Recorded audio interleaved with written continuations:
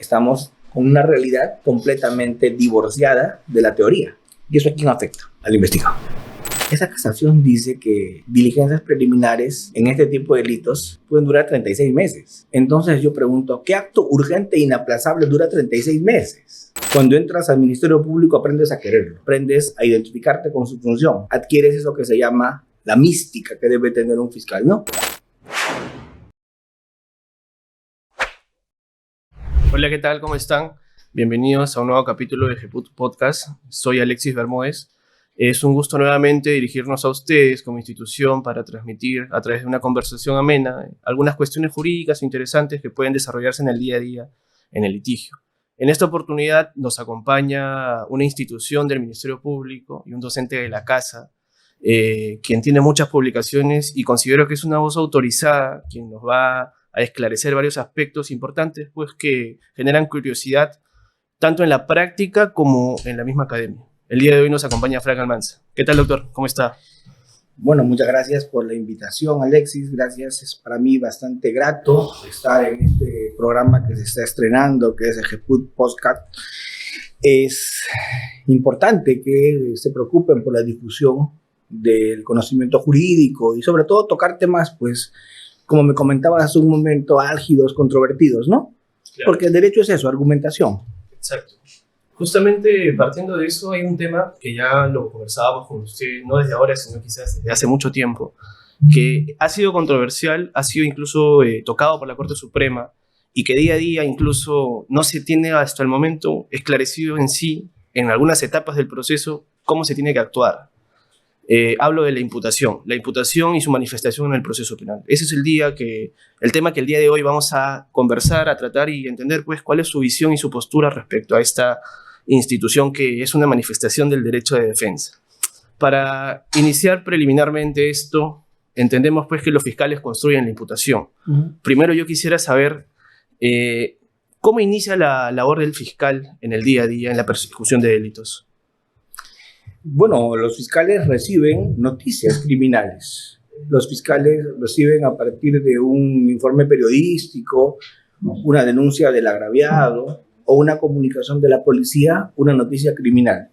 Y a partir de allí, los fiscales pues inician su labor, que es, y acá creo que vamos a empezar a tocar el primer punto controvertido, ¿no? El primer punto de discusión, que es, empiezan a construir una imputación. Porque yo creo que la investigación busca, por lo menos a nivel preliminar, cuando se habla de diligencias preliminares, construir una imputación. Claro. Haciendo un paréntesis en esta pregunta, ya antes de entrar al tema técnico, doctor, me gustaría saber cuándo Frank Almanza decide ser fiscal, o cuál es el momento clave en donde se entrega pues, al Estado a trabajar, a luchar por la sociedad y perseguir delitos. Es un tema que alguna vez lo comenté en una entrevista. Yo trabajaba en registros públicos, yo era jefe de la oficina jurídica y gerente registral de la región sur, la zona 11.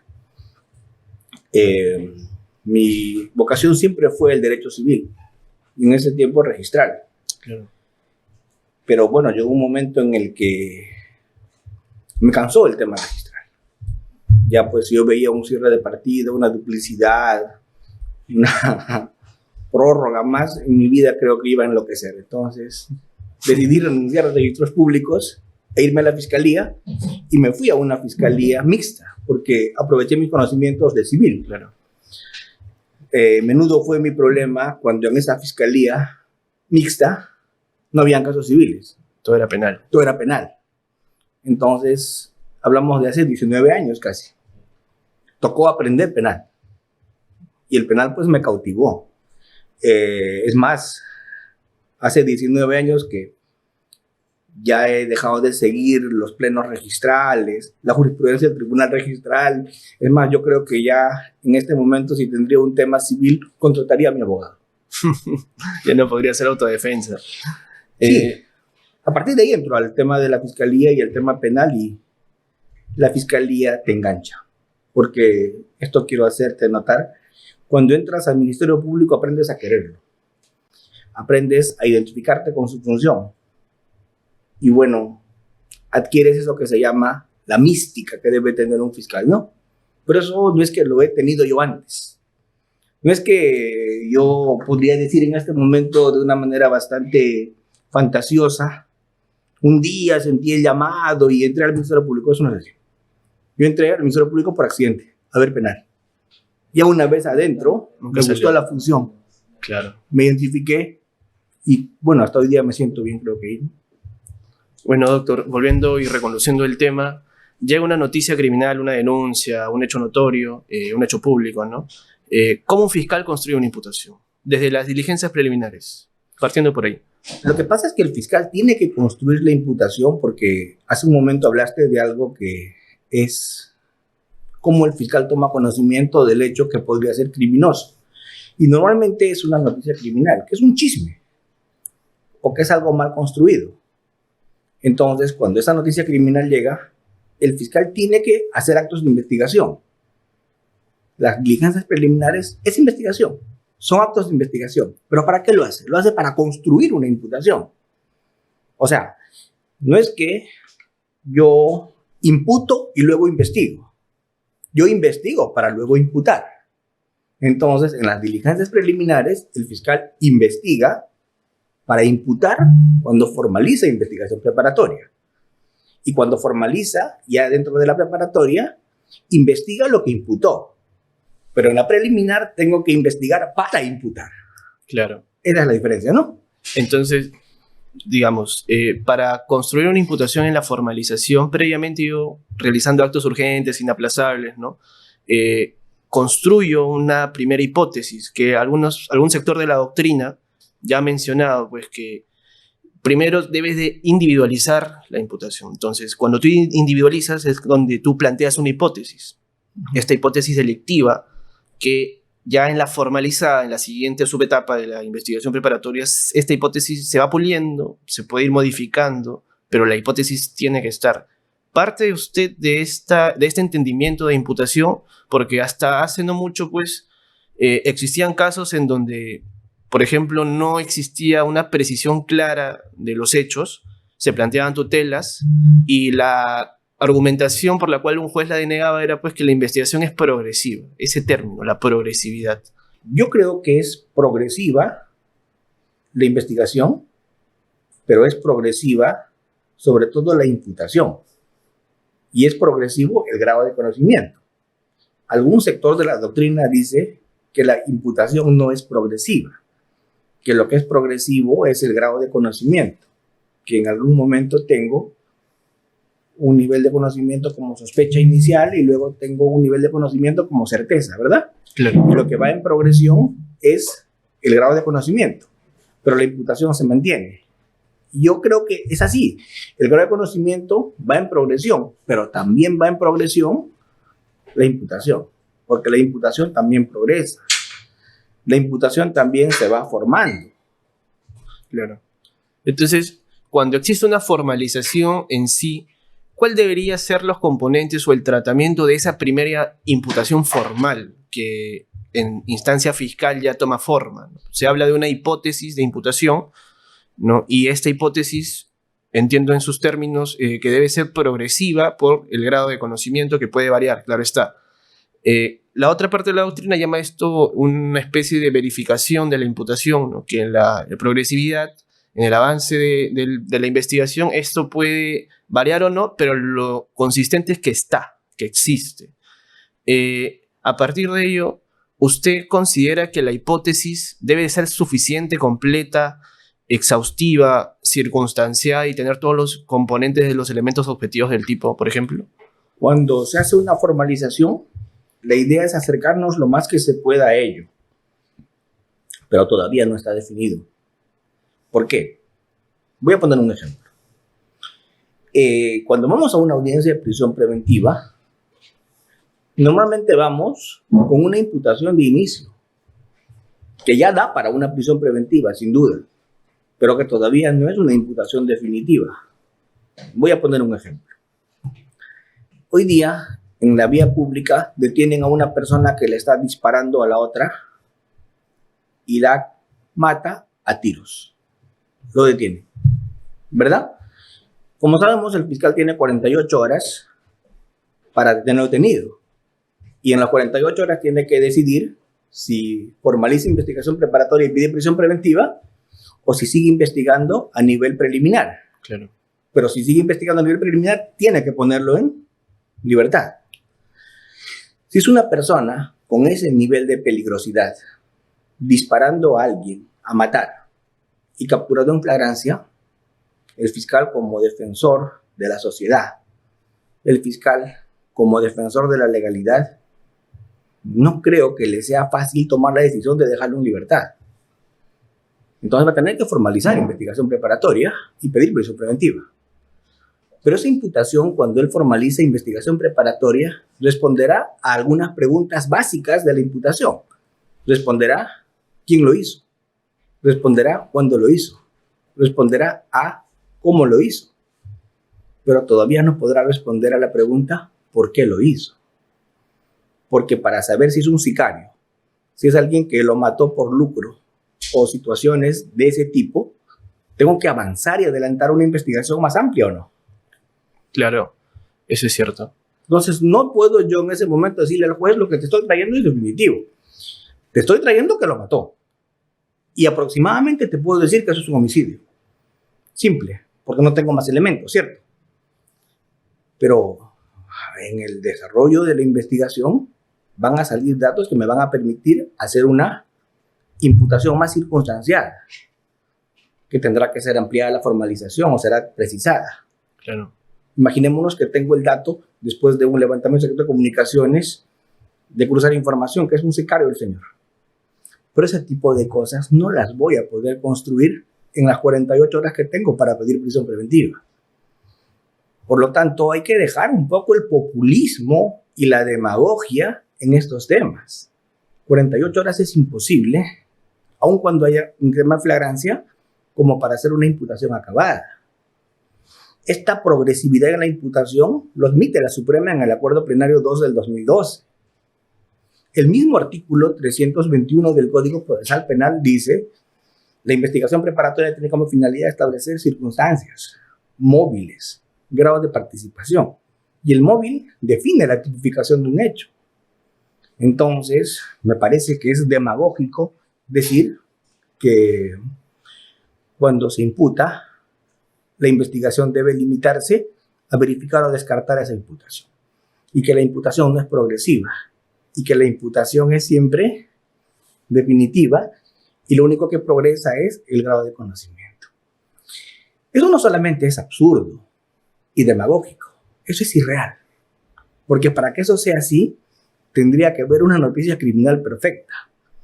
Y las noticias criminales perfectas no existen. Una noticia criminal perfecta es aquella noticia que me trae la policía, que me trae el agraviado, o que me trae pues el que acude ante la fiscalía y me dice en esa noticia criminal qué, quién, cómo, cuándo, dónde, por qué, para qué, por qué. Y eso no existe. Por lo tanto, tengo que investigar para imputar. Eso es una realidad. Cuando ya imputo, debo buscar, confirmar o descartar la imputación. Y si la confirmo, acuso.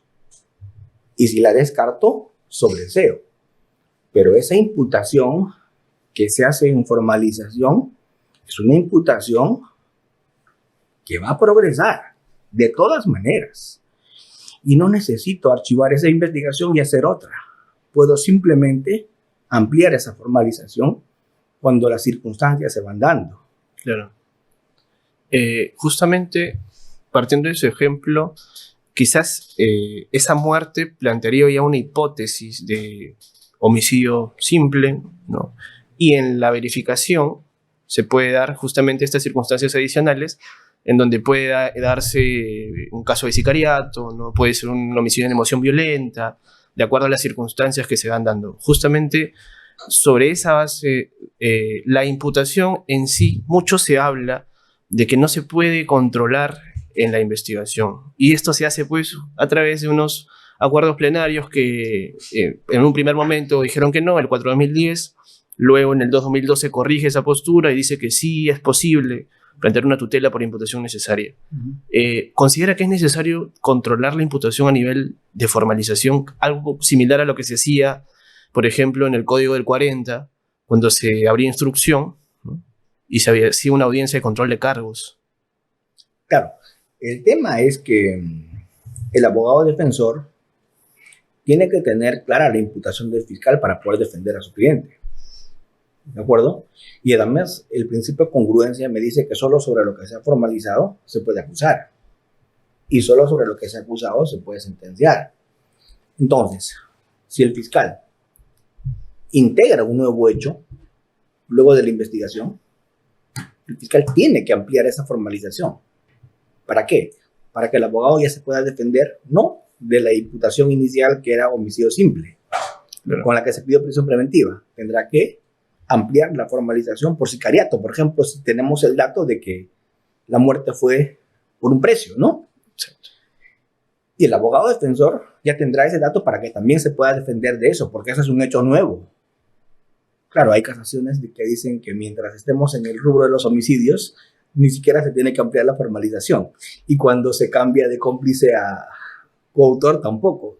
Y yo creo que ahí la Suprema como que está afectando el derecho de defensa. Porque particularmente creo que si le voy a cambiar de cómplice a autor, claro, o si le voy a cambiar de artículo en los delitos contra la vida, ¿no? Tengo que ampliar la formalización para darle el derecho a que se defienda de eso. Pero, insisto, la imputación es progresiva y va a progresar conforme la investigación avance. De eso se trata la investigación. Y creo que hay un punto que es bien importante, Alexis, que es algo que tiene que ver con las diligencias preliminares. La hipocresía de las diligencias preliminares. Diligencias preliminares y actos urgentes e inaplazables, ¿no? Desnaturalizado completamente, ¿no? Sí. Sí, eso es cierto. Hoy en día las diligencias preliminares no son diligencias preliminares, no son prácticamente una formalización primigenia, o al menos en casos complejos se le ha dado esa estructura y en casos de crimen organizado con mayor razón todavía. ¿Qué es el código? El código simplemente le otorga 60 días y en casos de detenidos o que el fiscal considere necesario, no establece un plazo concreto, pero es ahí donde entra la jurisprudencia, ¿no? La casación 2008, luego las casaciones de Keiko, el caso Fuerza Popular, entonces en donde se dice que en casos de crimen no puede exceder el plazo de una formalizada. Claro, pero la 599 que mencionas, la del caso de Keiko Fujimori y Fuerza Popular. Claro. La 599, la casación esta. 2018. Sí, esa casación dice que diligencias preliminares en este tipo de delitos pueden durar 36 meses. Entonces yo pregunto, ¿qué acto urgente e inaplazable dura 36 meses? O sea, eso ya no es posible sostener que es un acto urgente e inaplazable, ¿cierto? Exacto. 36 meses es 3 años. 3 años para hacer algo urgente e inaplazable, pues ya no es urgente e inaplazable si tengo 3 años para hacerlo. Eso ya es una investigación. Y esa investigación se llama preliminar. Y es más, hay un contrasentido en el mismo código. Porque se dice que las diligencias preliminares no son una investigación. Son simplemente actos urgentes e inaplazables. Pero el código que dice que lo que se hace en preliminar no se puede repetir. Exacto. Con lo cual tiene la misma lógica. Porque si esto no es una investigación, se tendría que repetir lo que se ha hecho en preliminar, ¿cierto? Entonces, si me dice que no se puede repetir es porque es parte de la investigación. Las diligencias preliminares forman parte de la preparatoria, lo dice el código. Por lo tanto, es una investigación. Y es una investigación que busca construir una imputación. Cuando ya se formaliza, la imputación está construida. Pero todavía puede ser modificada. Entonces, si yo puedo sintetizar esto, diría, las diligencias preliminares son para construir la imputación. La preparatoria es para verificar la imputación. Y de aumentar algún dato, se tiene que ampliar la formalización. Para garantizar con eso el derecho de defensa. Exacto. Porque de lo contrario, pues, mañana me sacan un conejo debajo del sombrero en la fiscalía. Suele pasar en los controles de acusación. Sí. Hechos que no han sido incorporados formalmente se excluyen, ¿no? Justamente, doctor, sobre eso querías incidir, me parece muy interesante, ese paso de las diligencias preliminares a la formalizada, ¿no? Construcción, verificación. Totalmente de acuerdo en la desnaturalización de las diligencias preliminares. Su postura es pues que finalmente es una investigación. Hay que empezar a tratarla como investigación y dejar ese sesgo de que no se investigan las diligencias preliminares. digamos, la tendencia jurisprudencial es que las diligencias preliminares no son tanto una investigación, sino una etapa de construcción de la imputación. ¿Cuánto te demora construir una imputación? 36 meses te puede demorar construir una imputación. Esa es la crítica que siempre se ha realizado. ¿Debería controlarse la imputación en el eslabón de diligencias preliminares a formalización de la investigación preparatoria? Es que si yo ya construí la imputación, ya no debo estar en preliminar, ya debo estar en preparatoria formalizada. Porque de lo contrario, están habiendo 2 investigaciones. Y eso pues excede todo plazo razonable, ¿cierto? Porque imaginémonos, siguiendo esta casación 599 del 2018, me tomo 36 meses en hacer preliminar, ¿cierto? Diligencias preliminares. ¿Y cuánto más me tomó en preparatoria formalizada? Bueno, legalmente otros 36 meses. Ya. ¿Y cuántos años estamos hablando de investigación? Años considerables. Ya. Y eso con privación de libertad en los más de los casos. Dejando de lado la prórroga por ahí, quizás. Así es, y además, ¿no? Entonces sí considero que debemos un poco ajustar estos temas, debemos sincerar esto, ¿sí? Porque lo contrario creo que, y el tema no da para más, porque se lo digo como fiscal, a un fiscal le conviene más estar en preliminar. ¿Por qué? Porque si está en preliminar puede archivar sin mayor problema y sin comunicárselo al juez, ¿cierto? Exacto. Cuando está en preliminar tiene menos control de parte del PJ. Cuando formaliza ya no puede volver a investigar. Cuando está en preliminar puede archivar y reabrir, ¿cierto? Pero cuando formaliza ya le va a tocar o acusar o sobreseer, porque ya dio el paso de judicializar, que es formalizar. Entonces, sí creo que esto merece discutirse, merece debatirse y regularizarse. Si no se regula y seguimos argumentando que todo está bien, que las diligencias preliminares son diligencias preliminares, son actos urgentes inaplazables que duran 36 meses, estamos con una realidad completamente divorciada de la teoría. ¿Y eso a quién afecta? Al investigado. Eso afecta también a la sociedad, porque en todo ese tiempo se diluyen los cargos. Claro. Entonces, a nadie beneficia, una investigación tan prolongada. Afecta al investigado por la famosa pena banquillo, por el tema de estar investigado tanto tiempo. Claro. Y afecta a la sociedad, porque en muchos casos terminan hasta prescribiendo. Eso es cierto. Entonces, hay un sector de la doctrina que incluso ha postulado, ya tengo entendido que hay incluso proyectos de ley que han intentado implantar un control, una audiencia de control de la formalización. Es decir, muy similar al sistema del 40. Entonces, bajo su postura, no sería necesario realizar una audiencia una vez que formalizo y que venga el juez de investigación preparatoria a ver si es que esta imputación es suficiente y los elementos de convicción que la construyen o la respaldan efectivamente cumplen ese estándar de sospecha reveladora y se puede respaldar estos hechos en estos elementos de convicción. ¿No sería necesario? Lo que ocurre es que eso creo que genera una injerencia muy grande en la labor fiscal de parte del Poder Judicial. Quita la autonomía y rompe el proceso acusatorio. Porque, por ejemplo, México dice que tiene un proceso acusatorio, pero es un proceso acusatorio en el que la imputación la decide el juez.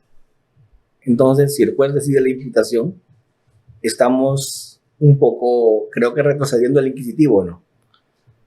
Claro, es una visión que se tiene en cuenta, ¿no? Que justamente es un retroceso al Código del 40, ¿no? En donde el juez finalmente decide si una imputación está bien o está mal. Ahora, hay otra postura, por ejemplo, que escuché en algún momento, en donde decían que justamente la naturaleza del proceso al dividir las funciones ya de forma más marcada y dotar al fiscal del principio de objetividad, ¿no? Y todos estos mecanismos que ahora con los que cuenta para buscar una investigación eficaz, teleológicamente, pues, el legislador consideró que el fiscal, al dedicarse solamente a investigar, va a plantear una buena imputación. Entonces no habría necesidad de evaluar su trabajo, por así decirlo, a partir de la imputación que va a construir, ¿no? Entonces, el legislador consideró que ahora, como el fiscal va a plantear las imputaciones, entonces es el fiscal quien va a construir una buena imputación. Entonces, parte, pues, el legislador del entendimiento que se va a construir una buena imputación, con este llamado sistema garantista que trae el Código del 2004. Ahora, sobre este entendimiento, ¿usted considera que es así? El legislador entendía que el fiscal tenía que hacer una buena imputación, que ya no es necesario que la controle un juez. Pero tendría que ser un control del juez oficioso, porque normalmente los abogados no piden controles de imputación porque no les interesa. La imputación, si la ven mala, si la ven defectuosa, hoy día se puede plantear una tutela de derechos para controlar la imputación. El abogado hoy día puede plantear una tutela de derechos, el 2 del 2012 se lo permite, ¿cierto? Claro. Para que el juez le precise la imputación. Pero los abogados no lo hacen. ¿Y por qué no lo hacen? Porque lo que genera es que le pidan al fiscal precisar su imputación. Y al precisar su imputación va a investigar mejor, porque va a investigar con una imputación mejor construida. Entonces el abogado no quiere eso, porque eso afectaría a su cliente, porque con una imputación bien construida, las probabilidades de que lo condenen, porque se copien mejores elementos y se encamine mejor, se haga un dibujo de ejecución mejor, van a ser mayores. Entonces, lo que hace el abogado es no plantear ya estas tutelas para precisar imputación, porque a diferencia de lo que se decía en las primeras resoluciones de tutela de derechos por imputación, donde se archivaba el proceso, claro, o se declaraban fundadas excepciones de improcedencia de acción, ¿no? Claro. Por la ausencia de elementos objetivos, ¿no? Así es. Se confundía con la ausencia de tipicidad y por ahí las archivaba. Así es. Entonces, como ya eso no se hace, porque ya el acuerdo pleno 12 de 2012 dice se le va a devolver para que, ¿no? Claro. Ya como que al abogado no le conviene y no lo plantea. Cada vez yo veo menos, por no decir ya no veo nunca, que los abogados planteen tutela para que el fiscal le precise la imputación. ¿Por qué? Porque el efecto que van a conseguir es un efecto adverso, ¿no? Finalmente estás pidiendo que te investiguen mejor. Así es. Que construyan una tesis más sólida en tu contra. ¿Y qué es lo que sucede cuando esta imputación, justamente este planteamiento de controlar al inicio esta imputación en la formalización parte porque existen etapas intermedias, justamente a partir de lo que usted menciona, doctor, en donde la imputación no es suficiente. Ya no hay esa verificabilidad, esa progresividad, ¿no? Para seguir viendo si la imputación se puede reformular. Ya estamos en etapa intermedia. Entonces, existen casos, como ha pasado en la realidad nacional, sin incidir en algún caso en particular, en donde se devuelve la acusación por estos defectos formales y esto incluso excede lo que la norma había previsto, ¿no? El legislador había previsto una devolución, si de ser necesario darle un plazo, ¿no?, razonable para que pueda absolver estas observaciones, y luego solamente prevé una absolución en audiencia, o sea, de forma oral. Ha habido casos en donde se ha devuelto la acusación más de 5 veces, sí, claro, por así decirlo. ¿Qué hacer en estas situaciones? No se puede sobreseer por reiteradas devoluciones formales no cumplidas, ¿verdad? Por eso es que ha pasado en varios casos que, bueno, no los has mencionado y tampoco los voy a mencionar yo, que son de público conocimiento, donde el fiscal ha devuelto la acusación, pues, varias veces, ¿no? Casos mediáticos, además, ¿no? Sí. En Bolivia pasó exactamente lo mismo. Los controles de acusación se volvieron un verdadero cuello de botella. Un año, 2 años se pasaban en control de acusación, devolviendo la acusación, discutiendo temas formales. ¿Sí? ¿Qué hizo este año Bolivia? Llegaron al extremo de la desesperación que eliminaron la etapa intermedia. En Bolivia hoy día tienen un modelo acusatorio sin etapa intermedia. ¿Cómo así? El fiscal emite su acusación y se dicta el auto de enjuiciamiento automáticamente y se pasa a juicio. Y si hay alguna discusión ahí, se hace juicio con el juez de juzgamiento. Tuve la oportunidad de estar en Bolivia hace unos meses conversando con los fiscales de allá. Fui invitado por la Fiscalía de Bolivia y les pregunté, ¿no?, ¿cómo fue esto en la práctica? Y me dijeron mucho mejor. Se cerró ese cuello de botella. Las discusiones de ese tipo se hacen a nivel de el juicio y ante el juez de juzgamiento, que ese juez de juzgamiento empieza con un control de formalidades. Y ese juez de juzgamiento... Algo parecido a lo que ocurre en el proceso ordinario, ¿no? En el proceso ordinario es el juez de juicio quien primero hace una especie de control, una etapa intermedia inicial y posteriormente inicia el juicio. Tal cual. El control que hace con el acuerdo plenario 6. Claro. El acuerdo plenario 6 me 2009. parece que es 2009. Ese acuerdo plenario del 6 hace que los jueces en el proceso ordinario de la sala hagan control. Exactamente lo mismo, es la misma idea. Sí. Y con eso han roto ese cuello de botella en Bolivia y están haciendo pues que los procesos se aceleren, porque me cuentan que tenían 1 año o 2 años los temas en control de acusación. Claro, este tratamiento, entonces, digamos, si eventualmente en un juicio se realiza recién el control de imputación, bueno, la postura pues mayoritaria es que el juez de juicio no se puede contaminar, el juez de juicio no debe conocer el expediente, debe de llegar ciego a la primera sesión y enterarse del caso a partir de los alegatos de apertura. Claramente es algo muy teórico esto de acá, que en la práctica es imposible que un juez llegue con desconocimiento puro a un proceso. Creo que incluso podría ser hasta, por decirlo así, descuidado de su parte, ¿no?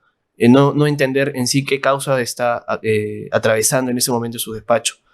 Pero ¿no habría un problema ahí, quizás en el juez de juicio, al primero controlar? ¿Y qué pasa si el juez de juicio no puede realizar este control o no puede satisfacer este control de imputación? ¿Esto se vería reflejado en la sentencia?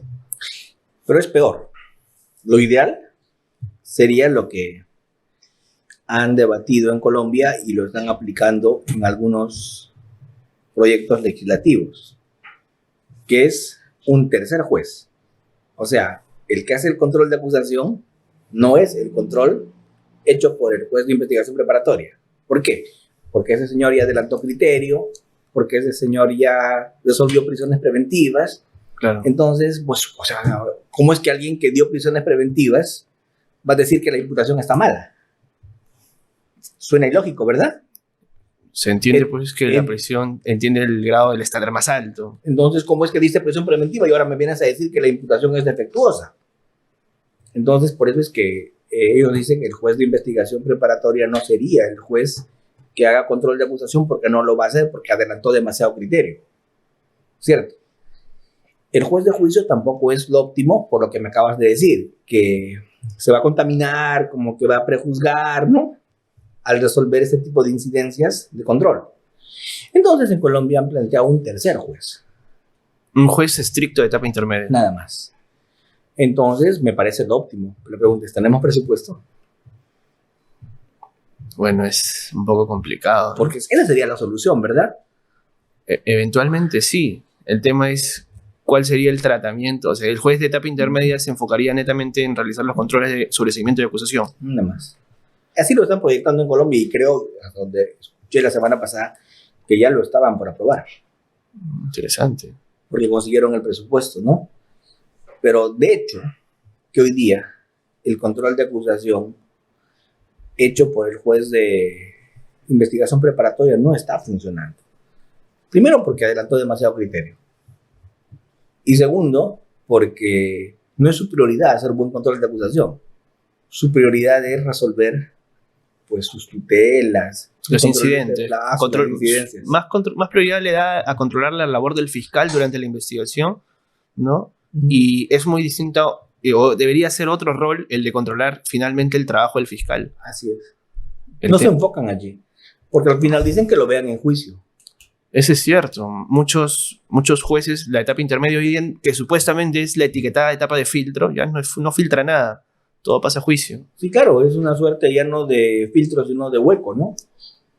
Claro, las excepciones, muchas de ellas fracasan en la investigación por este tema de la progresividad de la investigación. Llegan a la etapa intermedia, fracasan en la etapa intermedia porque todo llega a juicio, pues, y existen estos defectos de imputación o algunos problemas de atipicidad, ¿no? Existe alguna causa de justificación que está siendo enjuiciada incluso. Entonces, ¿Esto cómo se podría manejar para que pueda mejorarse o optimizarse en el sistema de justicia? Es decir, este juez netamente se enfocaría en la etapa intermedia, dejando de lado otras funciones jurisdiccionales, y este autoenjuiciamiento, que finalmente sería quien emite este juez, llegaría al juicio. Entiendo eso. Me parece interesante esa postura. ¿Y cómo así considera que acá se podría aplicar eso? Yo creo que acá se podría hacer incluso hasta un sistema rotativo. O sea, por algunos periodos, porque nadie quisiera ser juez solo de etapa intermedia, ¿verdad? No es muy atractiva esa función. Entonces, tal vez podría ser el juez de juzgamiento en algún momento hacer turnos y hacer de juez de control de acusación, ¿cierto? Y así el juez de investigación preparatoria también, cuidando de que no vea sus propios casos, ¿no? Pero el tema es el presupuesto. Creo que el tema es el presupuesto, porque implementar esto significaría, haciendo un análisis de costos que todo proyecto de ley debe tener, crear pues un número importante de jueces, y creo que ahora cada año se reduce más el presupuesto. Ahora nos han anunciado recesión, entonces ahí está el problema, ¿no? ¿Cómo sacó el recurso para implementar esto?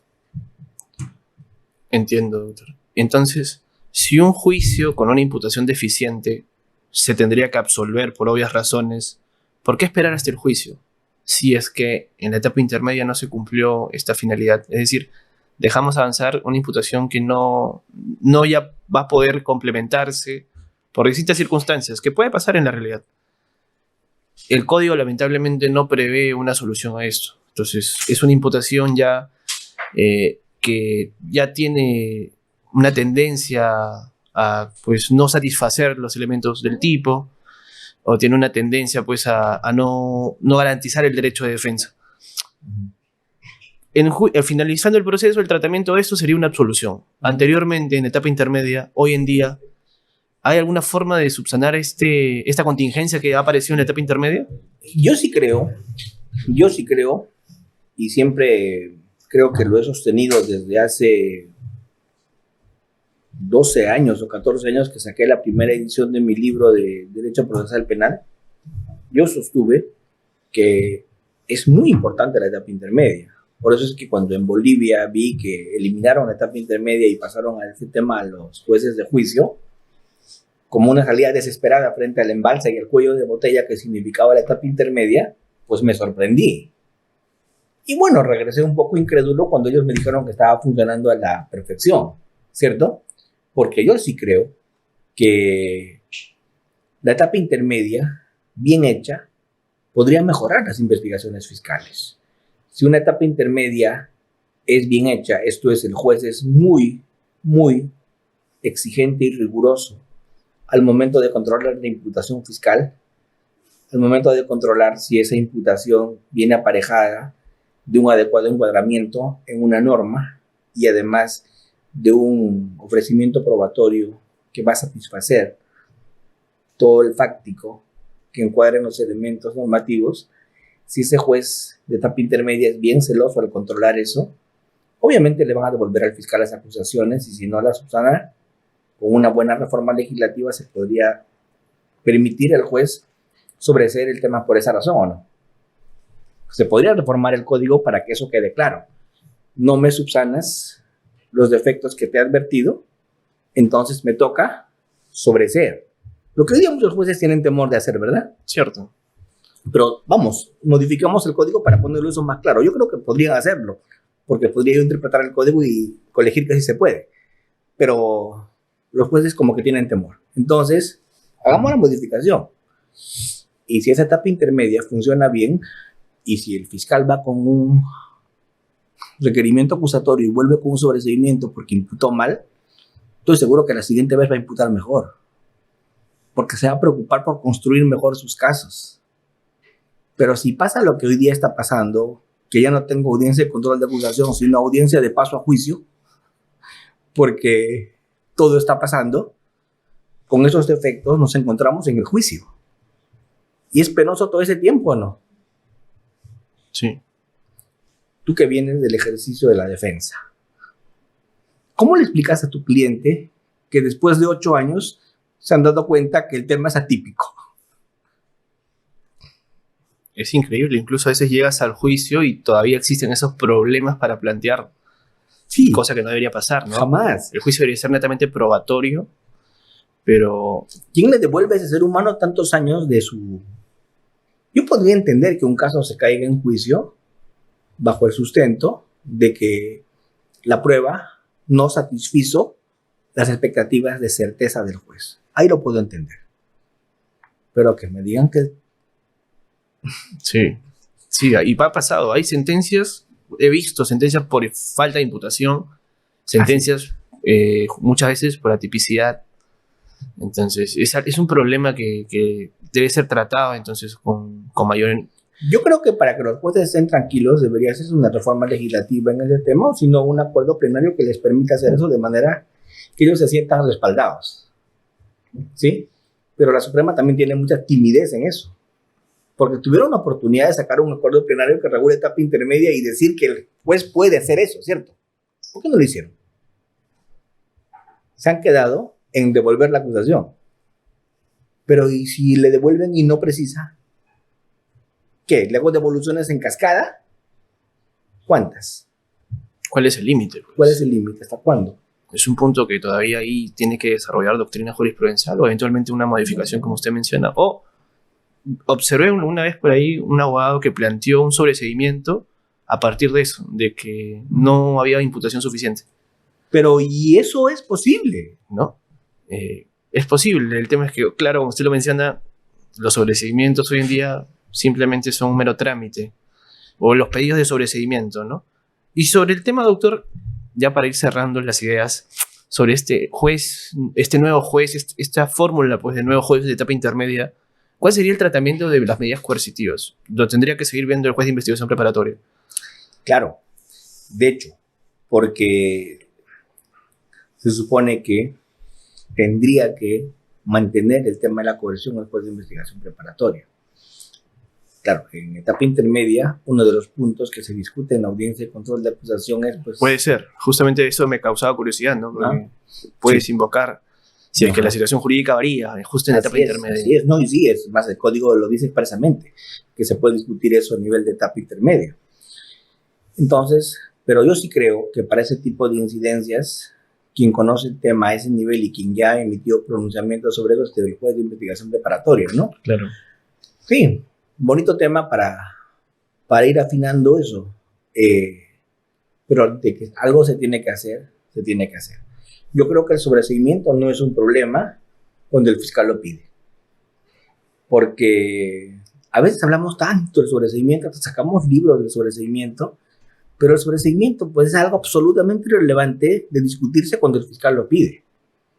Porque si el fiscal pide el sobreseimiento, el tema se cayó y se murió y no hay nada más que hacer. A ver, explico. El fiscal pide el sobreseimiento. ¿Qué hace el juez? ¿Se lo puede devolver con una investigación complementaria y suplementaria? Sí. O en consulta también. Pero vamos, por partes. Primero le devuelve con una investigación suplementaria. El fiscal la hace y le dice, no, persevero, sobreseo. Lo elevan en consulta. El superior, que es del MP, dice, no. Estoy de acuerdo con mi fiscal. Pregunto. Confirma. Se acabó. O sea, no es posible que un modelo acusatorio el juez le ordene al fiscal que acuse. Eso sería absurdo, ¿cierto? Entonces, ya para concluir esta entrevista, doctor, ¿somos un sistema acusatorio o somos un mixto con tendencia acusatoria? Yo lo dije alguna vez. Y hasta ahora no he cambiado de idea. Porque cuando me decían que le ponga una etiqueta a nuestro modelo, me decían que el modelo nuestro es un modelo acusatorio, garantista y con rasgos adversariales. Así lo definen, ¿verdad? Sí, hay alguna parte de la doctrina que dice que somos adversariales. O rasgos, dicen, ¿no? Rasgos de contrincante. Acusatorio, garantista con rasgos adversariales. Yo, irónicamente digo, somos un modelo acusatorio ultra garantista con rasgos inquisitivos. Sí, también en algún momento consideré eso. Hay algunas figuras que todavía tendenciosamente pues dejan a la suposición que el juez oficiosamente puede decidir, ¿no?, en el proceso. Así, hay muchas manifestaciones inquisitivas en nuestro modelo, muchas, ¿cierto? El tema de la prueba de oficio, el tema de la intervención, el activismo jurídico de los debates del juez, bueno, Claro, el tema de las devoluciones de la acusación, el tema de las investigaciones suplementarias. exacto. Entonces, todo eso hace que, es que creo que hoy día ya todos lo hemos entendido. No somos un modelo que ha tomado como referencia el common law ni el modelo adversarial. Somos un modelo que tiene más del eurocontinental. Eso es cierto.